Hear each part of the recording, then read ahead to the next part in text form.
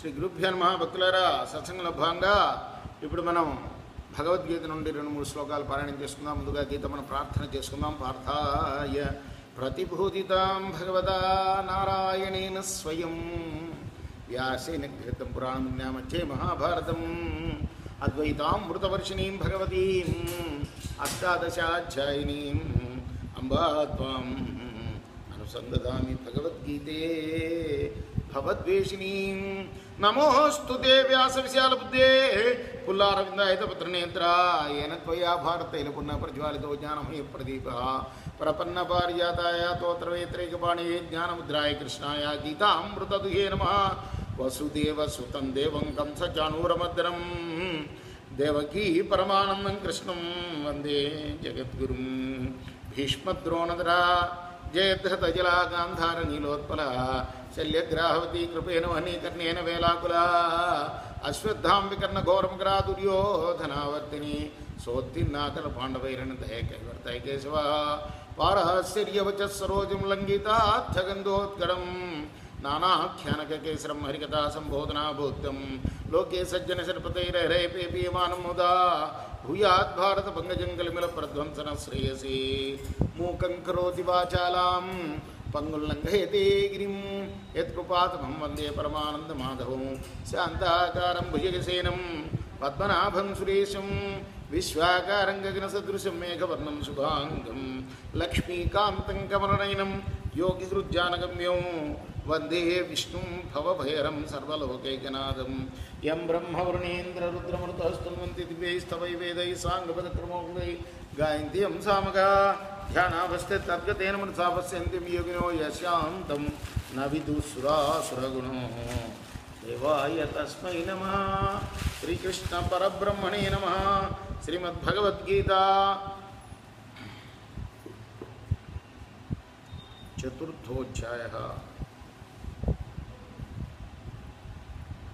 4వ అధ్యాయం చదువుకున్నాం. నిన్న మనం 10 శ్లోకాల వరకు చెప్పుకున్నాం. ఈ రోజున 11 నుండి కొనసాగిద్దాం. ఏ యథా మాం ప్రపద్యంతే తాంస్తథైవ భజామ్యహం మమ వత్మానువర్తంతే మనుష్యా పార్థ సర్వశః. పార్థ, అర్జున, ఏ విధంగా నా భక్తులు నన్ను చేరదలిచారో ఆ విధంగా వాళ్ళని నేను చేర్చుకొని ఉద్ధరిస్తానయ్యా. ఇటు తిరిగినా కూడా మనుషులందరూ కూడా నా జాడలో పడేవాళ్ళే, నా జాడలో నడిచేవాళ్ళే.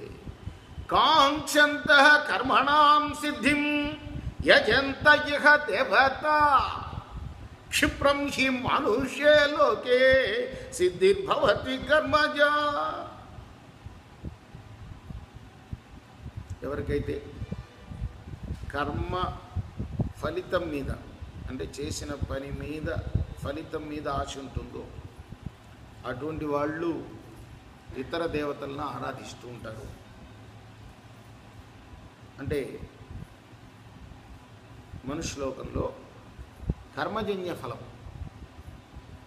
వేగరమే సిద్ధిస్తుంది, కానీ నా సంబంధమైన జ్ఞానసిద్ధి మాత్రం అంత తొందరగా లభించదు. చాతుర్వర్ణ్యం మయా సృష్టం గుణకర్మ విభాగశః తస్య కర్తారపి మాం విద్యకర్తారం అవ్యయం. గుణకర్మల భేదాలని బట్టి 4 వర్ణాలని నేనే సృష్టించాను. వాటికి నేనే కర్తన అయినప్పటికీ కూడా అధికారిని నేను. నమాం కర్మాణి లింపంతి నమే కర్మఫలే స్పృహా ఇది మాం యోభిజానాతి కర్మ భిన్న సభజ్యతే. కర్మలు నన్ను అంటవు అర్జున. నాకు కర్మ ఫలాల మీద ఆశ లేదు. ఈ విధంగా నన్ను ఎవరైతే తెలుసుకుంటాడో వాడు కర్మబద్ధుడవడు, కర్మలకు కట్టుబడడు, కర్మబంధం వాడికి ఉండదు. ఏవం జ్ఞాత్వా కృతం కర్మ పూర్వైరపి ముముక్షిభిః కురు కర్మైవ తస్మాత్ త్వం పూర్వతరం కృతం. ముముక్షుడు అంటే మోక్షాన్ని కోరిన వాళ్ళు ఈ విధంగానే ఇదివరకు చేశారయ్యా. ఏ విధంగా చేశారు? కర్మ ఫలితం మీద ఆశ లేకుండా కర్తవ్య కర్మను చేశారు. కాబట్టి వెనకటి వాళ్ళు ఎవరైనా నువ్వు కూడా నీ యుద్ధ కర్మను నువ్వు చేయి. किं कर्म किमकर्मेति कवयोप्यत्र मोहिता तत्ते कर्म प्रवक्ष्यामि यज्ञात्वा మోక్షసే సుఖాత్. కర్మ ఏది అకర్మ ఏది అనే విషయంలో పండితులు కూడా తికమక పడుతూ ఉంటారు. అటువంటి కర్మ రహస్యాన్ని నేను చెప్తాను. దాన్ని నువ్వు ఎరిగి తెలుసుకొని సంసార బంధం నుండి ముక్తుడు కానాయన. రేపు తెలుసుకుందాం ఆ రహస్యం 17వ శ్లోకం నుండి. కృష్ణార్పణమస్తు. ఇప్పుడు మనం గీతా మహత్యం కూడా సంప్రదాయం ప్రకారం పారాయణ చేసుకుందాం. తరోవాచ భగవాన్ పరమేశన భక్తిరవ్యభిచారిణీ ప్రార్థం భుజమానస్య కథం భవతి హే ప్రభో ప్రార్థం భుజమానోపి గీతాభ్యాసరత సదా సముక్తస్య సుఖీ లోకే కర్మణానోపలిప్యతే మహాపాపాది పాపాని గీతాధ్యానం కరోచ్యత్ క్వచిత్ స్పర్శన్న కుర్వంతి నళినీదలమంబోత్.